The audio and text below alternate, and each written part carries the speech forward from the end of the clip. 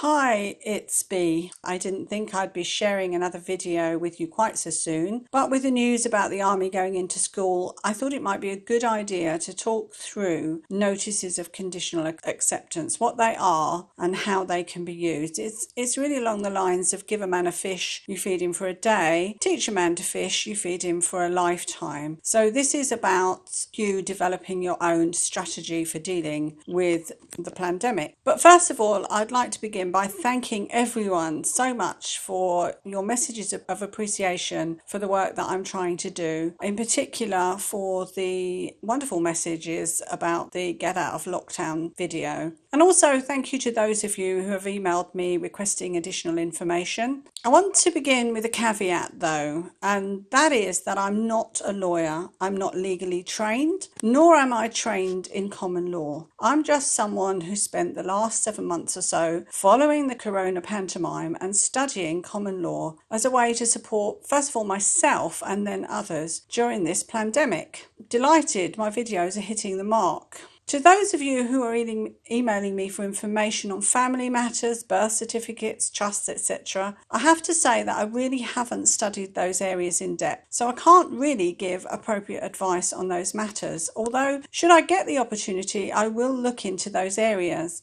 But for now, I'm focusing on helping people deal with the immediate pandemic situation. There are other sites who might be able to help you better, and those that I've personally found useful are in the resources page at the end of this video. In fact, they're in the resources page at the end of all my videos. This is my fourth. I do strongly, and I can't say this enough, I do strongly recommend people do their own research, if only because from birth we've been taught to be reliant on others to rescue us, when the reality is that we are born sovereign with the ability to think critically and to stand in our own power. My videos are, to my mind at least, simply signposts. It's in your gift to follow through with additional research and personal decision making.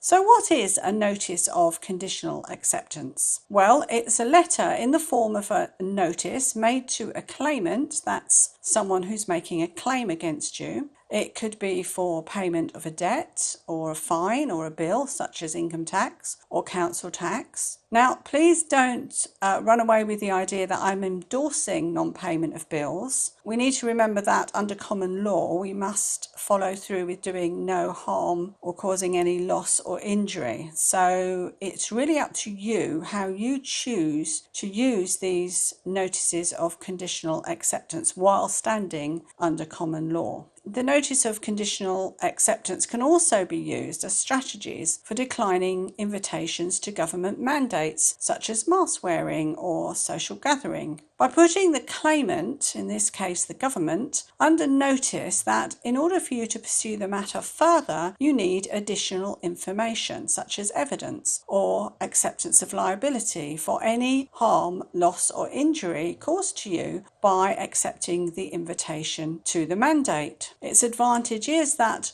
rather than point blank refusing the claim, you're stating your intent to accept it on the provision that certain conditions are met. This leaves you in honour under common law and puts the onus on the claimant to evidence their claim. So at this point, I just want to recap on the law of the land, the law of the sea, and the strawman fiction for those of you who are new to common law or who haven't yet checked out my first video. So the law of the land is the living and true, the original law of the men and women of the land. It's underpinned by the Magna Carta and ratified by what's known as the unwritten British Constitution. Some people would contest that, but to the best of my knowledge at this moment, the British Constitution does exist, but it doesn't exist in one document. Rather, it exists in several different documents. But as I say, I believe it does exist. The law of the land, or common law, has one tenet, which is do no harm, which means to cause no loss, no harm or no injury to another living or sentient being.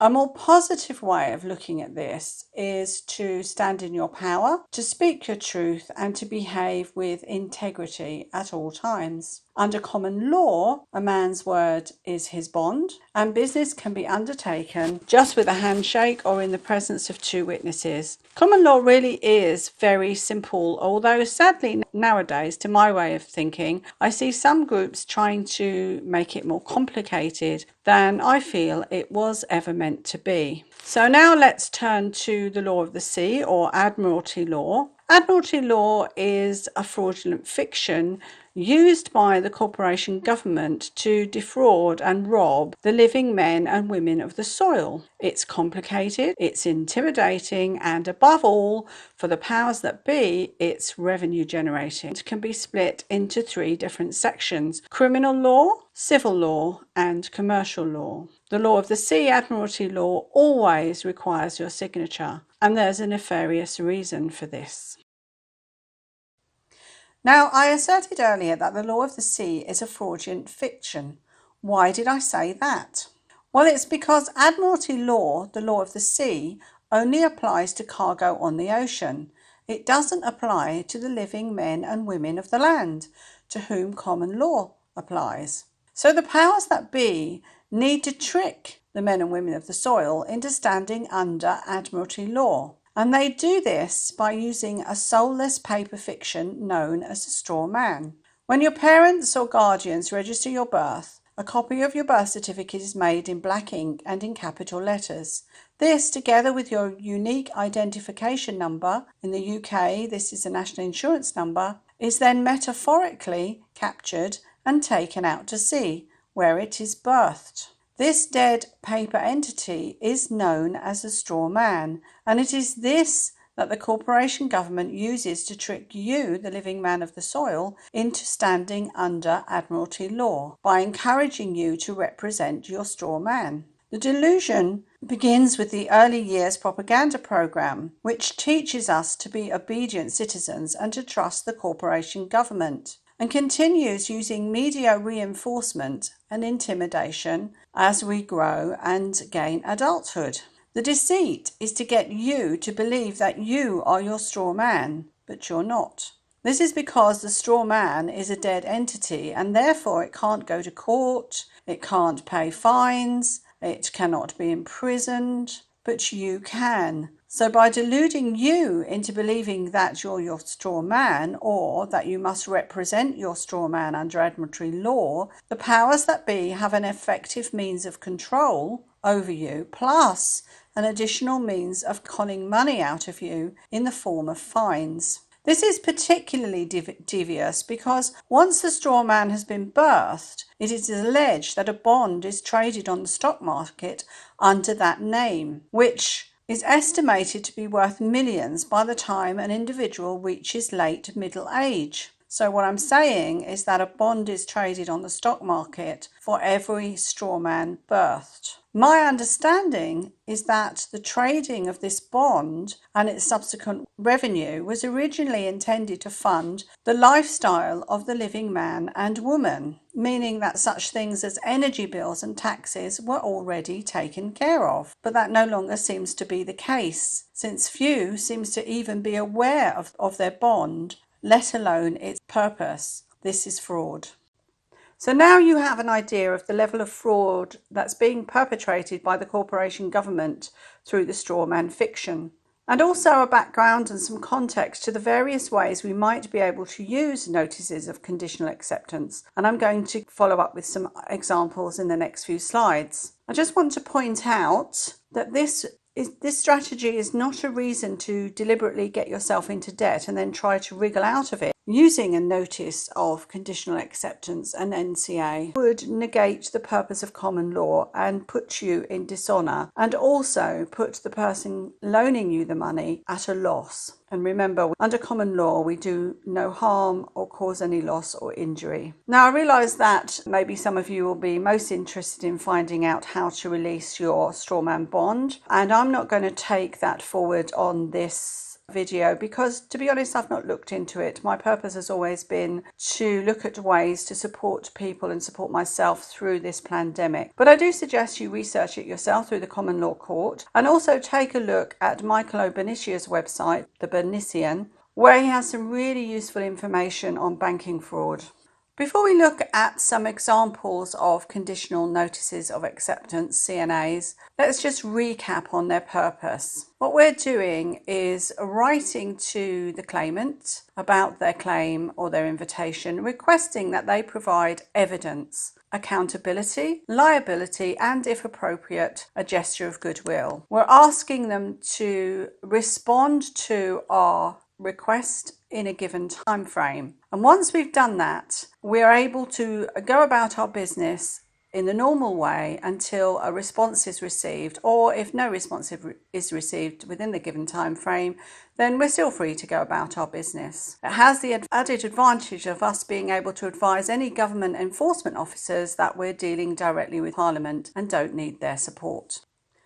Example 1 is from my previous video, your Get Out of Lockdown card. And this is actually my letter to the corporation government regarding their invitation to lockdown for a second time. Now, while I'm urging as many people as possible to send the letter to their MP, to the Prime Minister or to Parliament, I'm not suggesting sending the notice verbatim, rather that you read the notice carefully, pick out the parts that resonate with you, and also feel free to tweak the notice to suit your particular style.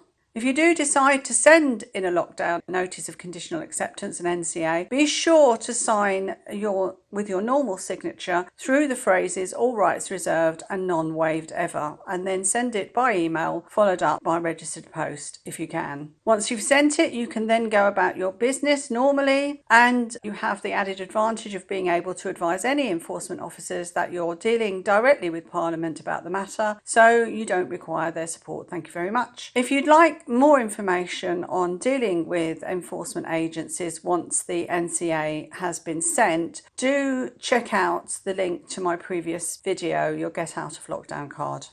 NCAs can be adapted as a strategy to cover lots of eventualities. In example 2, I've adapted my previous version regarding the lockdown to deal with medical interventions, including dealing with testing or vaccinating minors without parental knowledge or consent. Now, if you read this NCA carefully, you'll notice it's a bit of a mix and match, and I've done that deliberately so that individuals can select the parts that are relevant to them to use, depending on the purpose for which they're using them and who they're intending to write to. I'm hoping also that this will give you a flavour of how to put together NCAs, whether it concerns writing to your employees about mask wearing at work, again requesting evidence and accountability. For instance, you might request independent documented scientific evidence about the efficacy of masks, ensuring that they don't cause hypoxia or hypercapnia in the short term or in the long term adverse effects to the immune system or lung cancer. You might want to add a paragraph about accountability, including requesting sight of their risk assessment. So that's another way that you might want to use an NCA.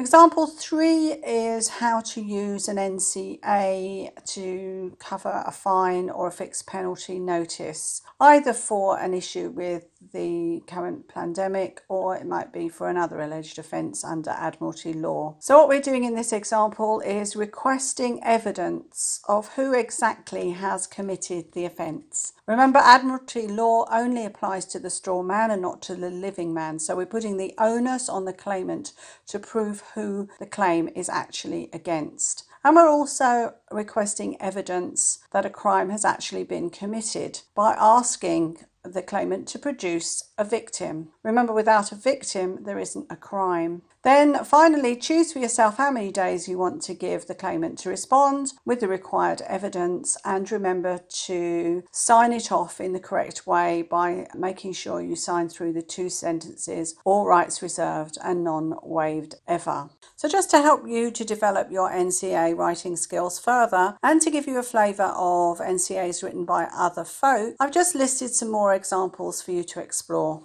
So just to recap, I've explained what a notice of conditional acceptance is and how to use it and how to put one together. I provided a memory refresh regarding the law of the land, the law of the sea and the strawman fiction. I've touched on the strawman bond and I'm leaving it up to you to decide whether or not you want to take that further. I've put together some examples of notices of conditional acceptance that you can use for the future and you can adapt to suit any need that arises for you.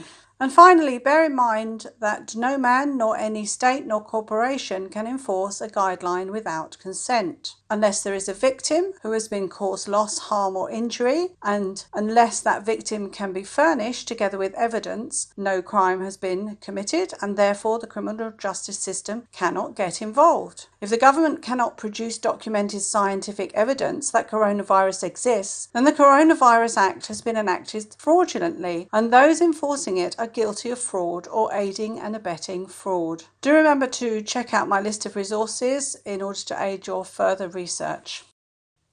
So as this video has been all about critical thinking and enabling the individual to write their own notice of conditional acceptances, here is a list of resources that you might find useful. Do find the time to check them out. I've also added, as you'll see, a link to the YouTube video of Sasha Stoner interviewing Bibi Bacchus about the strawman and the strawman fraud, so you can check that out further. It just remains for me to say thank you for watching and wish you all the best for the future.